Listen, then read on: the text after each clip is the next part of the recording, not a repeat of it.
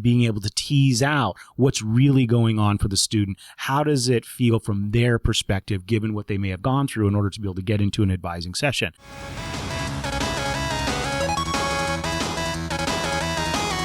Hey, it's Matt Markin, and I'm here at Cal State San Bernardino. I get to interview Dr. Craig Seal. Craig, how you doing? Doing well. So let me ask you, one of the things you do with your research is on emotional intelligence. What exactly is that, and why is that important to you? Well, thanks, Matt. Emotional intelligence, I got interested in it early on in my doctoral career. And there's lots of different models, measures, and methods to it and assumptions. But some of the core areas around emotional intelligence is the idea of being more self-reflective, being more empathetic to others, being able to manage yourself in different contexts, and then be able to manage and enhance relationships. And those core components tend to be in most of the different models and measures.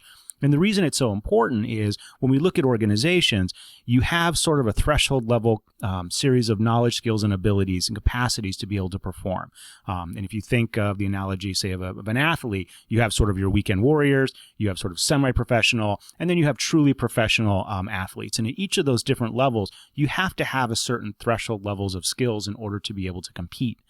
But what we find is once you meet the threshold, the question is, what separates, say, an average performer from a superstar performer? And in that case, the knowledge, skills, and abilities aren't as big a differentiator as these other intangible qualities, often relating to the emotional realm. And that's where EI, or emotional intelligence, comes in, is that concept of being able to regulate yourself and regulate others tends to put you in an advantage to be more successful regardless of the occupation. How would someone use emotional intelligence in maybe academic advising and teaching, the workplace? Well, in particular, for advising, if you have an advisor that's more aware of how they might be reacting. So a student may come in and you may have certain stereotypes about certain students, and being more reflective will allow you to sort of work through those or be mindful of those. Students are often going to dump a lot of information in front of you. And so being empathetic and being able to tease out what's really going on for the student, how does it feel from their perspective, given what they may have gone through in order to be able to get into an advising session. Managing yourself, managing your demeanor. One of the things we teach in sort of clinical or counseling is being able to mirror the person you're working with, because that allows you to then sort of raise the level of energy if you need to, but more importantly, decrease the level of energy. And there's some tricks to that that can really help in the counseling session or an advising session. And then the relationship management, being able to help students, mentor them, guide them, and get them to take action. And so those are some of the underlying characteristics that EI, or emotional intelligence, lend itself that really would focus well on advising, but also a whole host of careers. I think that's just great advice all around, just talking, working with people, right? So you talked about students and teaching. So I hear that you're going to be teaching in fall 2020. We go from quarter to semester. Are you excited about that? Yeah, I'm thrilled, actually. One of the reasons I'm moving back from an administrative role to the faculty role is to be back in the classroom. I miss the classroom. I love working with the students. I love being able to teach. I love being able to share some of the knowledge and the experiences. And then I teach an area in organizational behavior and human resources that I find really applicable. And I find in the past, students really resonate with the concepts because they can see how this might play out for them and the benefits. And I'm also hoping to, some of the things I've learned as an administrator and working with the staff is not just the core content, but also looking at things that might help students navigate their careers and their majors within the context. So things like advising, career services, some of the resources that are available to students. So I'm hoping to bring a whole comprehensive approach to teaching that maybe is a little different than what I did before. Nice.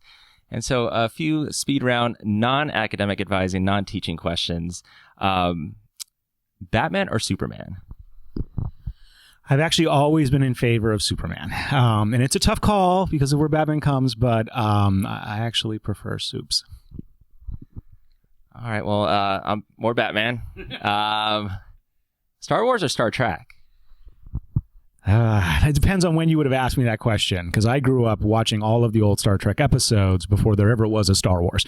However, over time, I think I've appreciated the complexity of the Star Wars universe more than I have with Star Trek.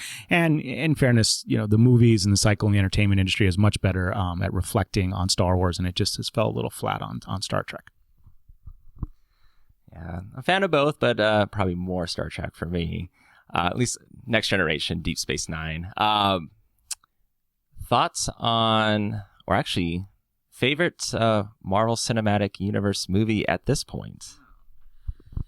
Well, I've loved the Avenger films, and I have to say those are definitely the favorite.